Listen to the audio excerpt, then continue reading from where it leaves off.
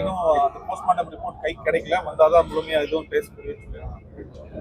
அதை எப்படி பாக்குறீங்க? ஏன்னா வந்து கரூர் சம்பவத்துல ஒரே நாள்ல எல்லாருக்குமே போஸ்ட்மார்ட்டம் ரிப்போர்ட் கொடுத்து எல்லாத்தையுமே வந்து டீகம்போஸ் பண்ணாங்க. கரூர் சம்பவத்துல போஸ்ட்மார்ட்டம் ரிப்போர்ட் நைட்டுக்கு நைட்டா பண்ணி கொடுத்துட்டாங்க.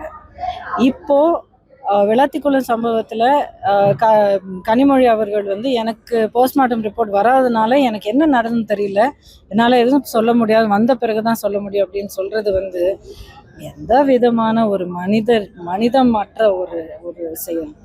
அதாவது நீங்கள் ஒரு அரசியல்வாதி, மக்களை பாதுகாப்பேன் அப்படிங்கிற ஒரு உறுதி கொடுத்து நீங்கள் அவங்களுடைய வாக்கு நீங்கள் வந்து பெற்றிருக்கீங்க, அவங்கள நம்ப வச்சு அவங்களுடைய வாக்கு பெற்று நீங்கள் அந்த இடத்துக்கு வந்திருக்கீங்க.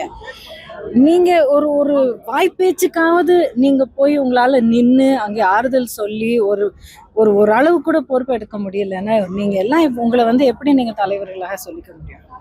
இந்த சம்பவம் வந்து தேர்தல் எந்த அளவுக்கு தேர்தலை கண்டிப்பாக வந்து இதனால எஃபெக்ட் ஆகணும். ஏன்னா இதுதான் சாதாரண மக்களுடைய வாழ்க்கை. அங்கே ஒரு ஊர்ல நடந்தது எங்க ஊர்ல நடக்காதப்பா அப்படின்னு சொல்லிக்கிறதுக்கு இப்போ வந்து எந்த மக்களாலையும் முடியாது.